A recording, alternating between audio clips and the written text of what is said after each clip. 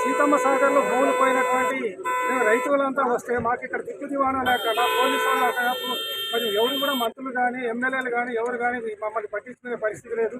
కనీసం మంత్రులు కూడా కలుసుకొని మా యొక్క బాధల్ని వివరించుదాం అనుకొని మేము దరఖాస్తులు కూడా తయారు చేసుకొని ఉంచుకున్నాము. ఇప్పుడు 5 ప్రాజెక్టుల్లో భూములు కోల్పోయి 90% భూములు ఇక్కడ కోల్పోయింది ఏమీ లేదు మాకు ప్రస్తుతానికి.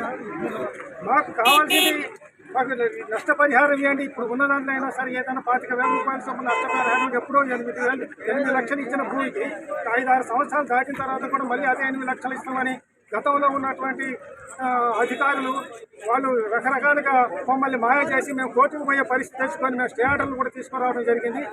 అయినప్పటికీ కూడా స్టే ఆర్డర్ వచ్చింది. కనీసం ఇప్పుడైనా మాకేమైనా మా గవర్నమెంట్ మారింది కదా అనే ఉద్దేశంతో మేము మంత్రుల్ని కలవడానికి వచ్చినప్పుడు మమ్మల్ని కనీసం ఒక 10-20 మందిని మా గ్రామంలో వాళ్ళనే దేశంలో అందరినీ కూడా అడగలేదు.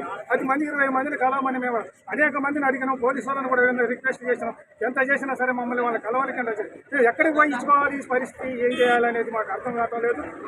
మాకు కావాల్సింది ఏంటంటే ఇప్పుడు ఎకరానికి 25 లక్షల రూపాయల చొప్పున నష్టపరిహారం ఇచ్చుకుంటా ఇక్కడ ఉన్నటువంటి లోకల్లో ఉన్నటువంటి అర్హులైనటువంటి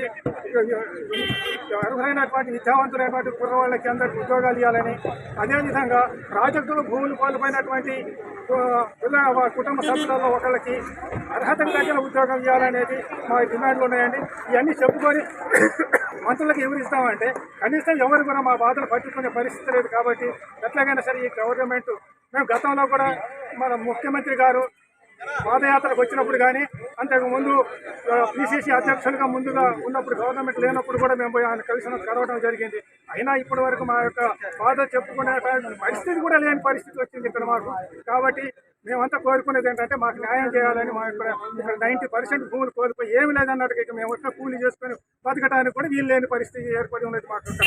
కాబట్టి మాకు ఇక్కడ చేయాలనే ఆశతో ఇక్కడికి వచ్చినా కూడా మా ఆశలు నెరవేరలేదు.